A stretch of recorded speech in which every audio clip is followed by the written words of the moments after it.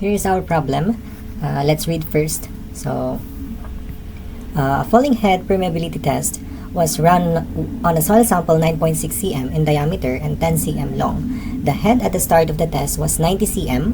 The coefficient of permeability of the soil was found to be 5 times 10 raised to negative 6 cm per seconds. The diameter of the standpipe was 1 cm. Ayan, so meron tayong tatlo na pinapahanap sa atin. Ayan, so ito yung standpipe natin and then ito yung length ng soil natin. Ayan, so ito yung pinapahanap sa atin, yung flow at the start of the test, how much head was lost during the first 30 minutes, and then yung flow after 30 minutes. Ayan. So dito, falling head permeability test na tayo. So una, 'di ba, yung head natin is nandito. Ayan. From inflow dito hanggang dito sa may outflow. Ayan. So, ilagay natin. So, dito, ito yung, nandito pa yung water level natin. Ayan, water level natin. So, yan yung inflow natin. Tapos, yung outflow, dito naman lumalabas yung water natin, yung tubig natin. So, dito, at the start of the test, so hanggang dito, from inflow to outflow, yung head 1 natin is 90 cm. Ayan. So, pinapahanap sa atin yung flow at the start of the test. So, yung flow rate or discharge yung gagamitin natin. So, yung gamitin na lang natin dito is yung discharge, yung Q. So, Q1. So, initial. So, Q1 is equal to KIA. So, pwede natin gamitin yung hydraulic conductivity, hydraulic gradient times the area ng soil sample natin. So, dito binigay na sa atin yung coefficient of permeability. So, ilagay lang natin yung mga given. So, given, yung diameter ng soil sample natin na 9.6 cm, tapos yung length, so 10 cm yon, and yung head 1, ayan, so H1 na lang, so 90 cm. Tapos yung, ayan, head 1. So, coefficient of permeability or yung hydraulic conductivity natin, so that is 5 times 10 raised to negative 6. Ayan. cm per seconds. And then, yung diameter ng standpipe natin, ayan. So, yung nakatayo dito, yan yung standpipe natin. So, dyan, pumapasok si water. So, dito, kunin natin yung hydraulic gradient natin. So, ano ba yung formula ng hydraulic gradient natin? Again, yung hydraulic gradient, yung head natin divided by yung length na, length ng soil sample natin. So, head 1, that is 90 cm, 90 centimeter. And then, yung length ng soil sample natin is 10 cm. So, dito maka-cancel to. Ayan, 90 divided by 10. So, that is 9. Ayan. So, yan yung hydraulic gradient natin. And then, yung area. So, area ng soil, yung kukunin natin, that is 9.6 centimeter, yung diameter niya. So, pi over 4 d squared. So, ilagay natin pi over 4, 9.6 centimeter squared. Ayan. So, dito isalpak natin yung Q1. So, yung K natin, that is 5 times 10 raised to negative 6 cm per seconds times yung hydraulic gradient natin, yung 9, and then yung area natin, so that is pi over 4 times 9.6 centimeter squared. Ayan. So, yung Q1 natin or the discharge natin sa start ng test natin, so that is 3.257. Yung unit natin dito is cubic centimeter per seconds. Ayan. So, dito ang required sa atin is cubic centimeter per hour. So, para ma-cancel si seconds, so, kailangan natin i-multiply. So, ang 1 hour, convert natin. Ang 1 hour is equal siya sa 3,600 seconds. So, ma-cancel to. So, matitira si hour. So, that is 11.725 cubic centimeter per hour. So, yan yung discharge natin at the start of the test. Ayan. So, that is 11.725. Ngayon, pinapahanap sa atin, yung letter B, how much head was lost during the first 30 minutes. So, dito naman, sa falling head permeability test natin, so yung water level is bumababa siya dito sa may standpipe natin. So, at 30 minutes, so let's say, yung water level natin is nandito na siya sa part na to. Ayan. So, from inflow hanggang dito sa may outflow. Ayan. So, ito yung head 2 natin. Ayan. So, head 2. head 2 at 30 minutes yan. So, yan yung time natin. So, bumaba na yung tubig natin pagdating sa 30 minutes. Ayan. T2. Ayan. So, 30 minutes. So, ayan na yung head natin. Ito yung 90 cm. Yan yung initial. Yan yung start natin. So, yung time dyan is 0. Tapos, para makuha natin yung head loss natin.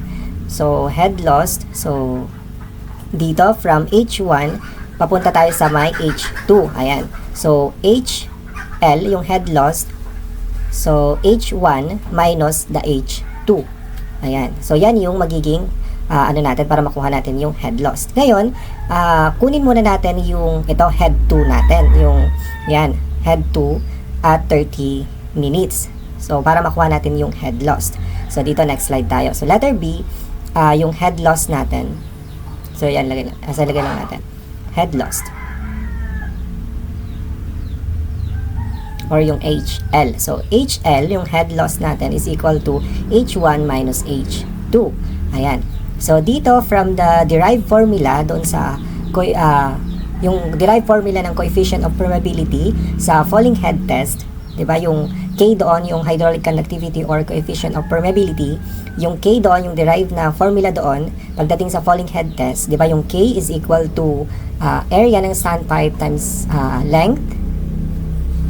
Yan, yung AL divided by yung area ng soil times yung time, tapos ln ng H1 or the head 1 divided by head 2. So dito, meron na tayong mga yung K natin, di ba?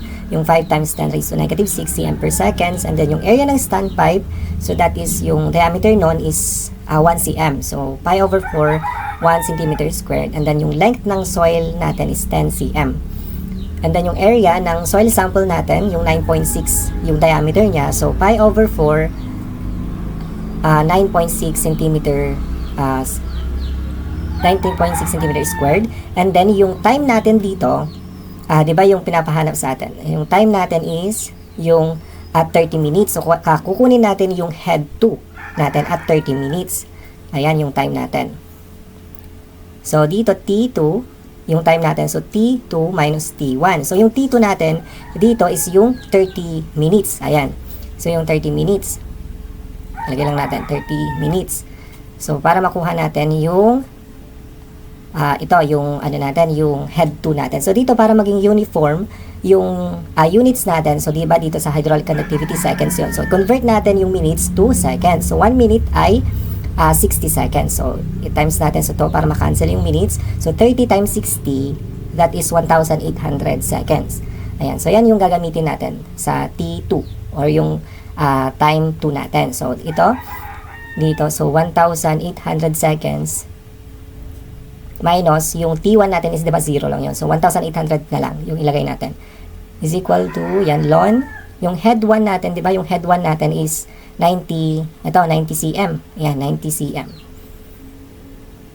Tapos yung head 2 natin, that is yan yung unknown. Yan. So yan yung unknown natin.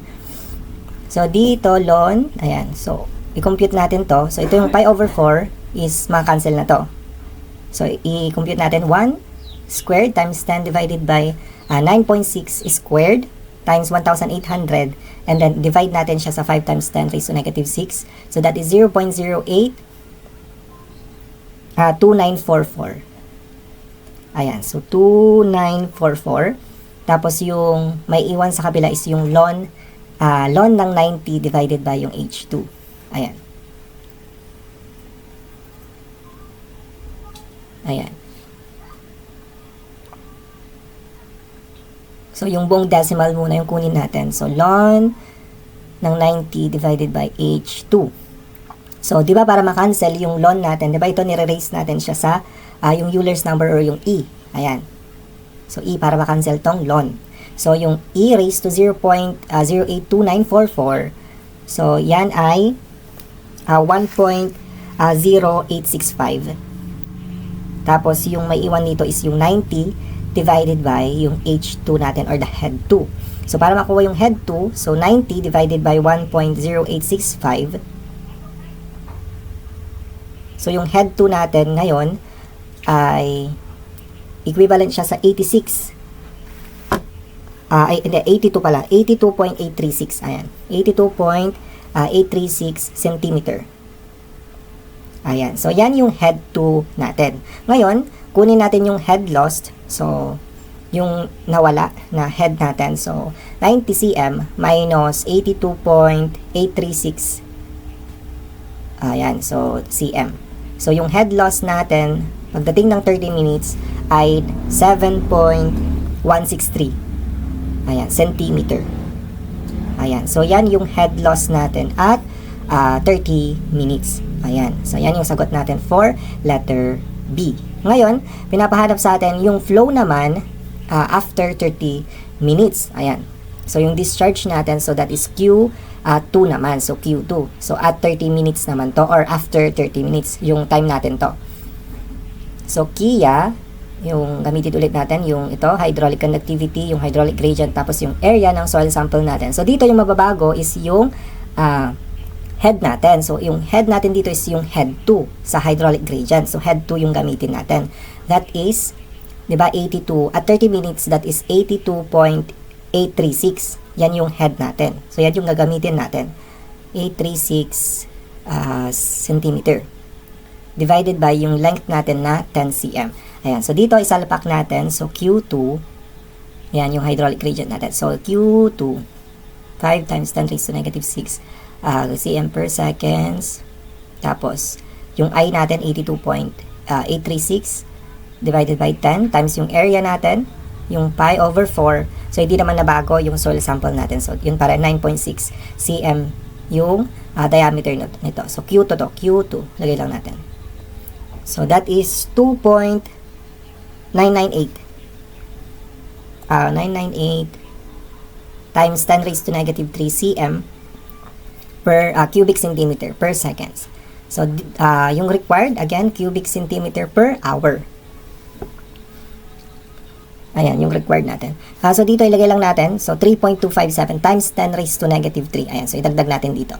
Ayan, so nakalimutan natin. So, 3.257 times 10 raised to negative 3. Tapos, i-times natin siya sa 3,600. So, Q1 natin is 11.725 cubic centimeter per hour. So, dito naman, lipat natin, convert natin into cubic centimeter per hour. So, that is 3,600 seconds divided by 1 hour. So, cancel natin yung seconds. So, discharge 2 natin is 10.793 cubic centimeter per hour. So, yan yung discharge 2 natin at 30 minutes yung time natin. Ayan. So, yan yung sagot natin.